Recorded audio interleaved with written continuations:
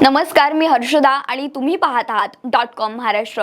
आता थेट बारामतीच्या पोटनिवडणुकीतील अपडेटकडे जाऊयात। तर आज बारामतीच्या पोटनिवडणुकीचा उमेदवारी अर्ज दाखल करण्याचा शेवटचा दिवस होता। याचबरोबर अनेक दिवसांपासून सुरू असलेल्या चर्चांना पूर्णविराम देत काँग्रेस पक्षाने अखेर आपला उमेदवारी अर्ज मैदानात उतरवला आहे।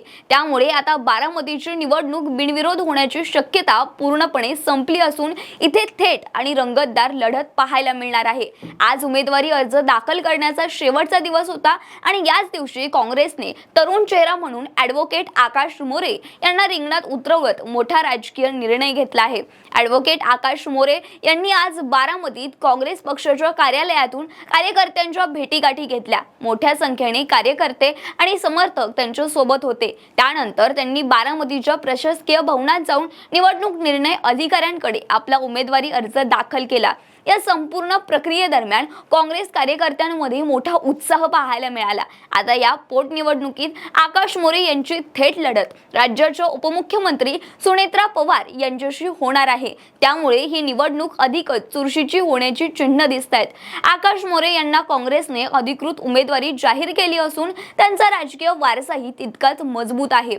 ते माजी आमदार ॲडव्होकेट विजय मोरे यांचे चिरंजीव आहेत। विजय मोरे यांनी 1978च्या विधानसभेच्या निवडणुकीत शरद पवार यांच्या विरोधात निवडणूक लढवली होती, ज्यामध्ये त्यांचा अवघ्या 12,000 मतांनी पराभव झाला होता। त्यामुळे मोरे कुटुंबाचा राजकारणाशी जुना संबंध आहे।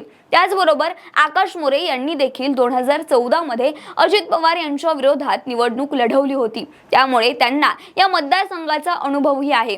या निवडणुकीत अजून एक महत्त्वाचा मुद्दा म्हणजे समाजकारण। आकाश मोरे हे धनगर समाजातील असल्यामुळे काँग्रेस पक्षाने या निवडणुकीत ओबीसी कार्ड खेळल्याचं स्पष्ट दिसत आहे। त्यामुळे या निवडणुकीत जातीय समीकरण देखील महत्त्वाची भूमिका बजावू शकतात। तर दुसरीकडे बारामती हा राष्ट्रवादी काँग्रेसचा बालेकिल्ला मानला जातो आणि अजित पवार यांच्या नेतृत्वाखाली या मतदारसंघात अनेक वेळा विरोधकांचे डिपॉझिट जप्त झालेले आहेत। त्यामुळे काँग्रेस समोर मोठं आव्हान असणार आहे। अजित पवार यांच्या निधनानंतर ही पोटनिवडणूक भावनिक वळण घेताना दिसते। मतदारांमध्ये सहानुभूतीची लाट कितपत प्रभावी ठरते आणि त्याचा फायदा सुनेत्रा पवार यांना होतो का, हे पाहणं महत्त्वाचं ठरणार आहे। त्याचवेळी काँग्रेसचा तरुण चेहरा म्हणून आकाश मोरे किती प्रभाव टाकतात आणि मतदारांना कितपत आकर्षित करतात, याकडे ही सगळ्यांचं लक्ष लागलं आहे। एकूणच पाहता बारामतीची ही पोटनिवडणूक आता खूपच रंगतदार टप्प्यात पोहोचली आहे। बिनविरोध होण्याची शक्यता संपली असून आता थेट लढतीत कोण बाजी मारतो हे पाहणं उत्सुकतेचं ठरणार आहे। या निवडणुकीचा निकाल केवळ बारामतीपुरता मर्यादित न राहता राज्याच्या राजकारणावरही मोठा परिणाम करू शकतो। तुम्हाला काय वाटतं? आकाश मोरे सुनेत्रा पवार यांच्या विरोधात किती मताधिक्य मिळवू शकतील? तुमचं मत कमेंटमध्ये नक्की सांगा आणि बारामतीच्या पोटनिवडणुकीच्या प्रत्येक अपडेटसाठी पाहत राहा .com महाराष्ट्र। धन्यवाद।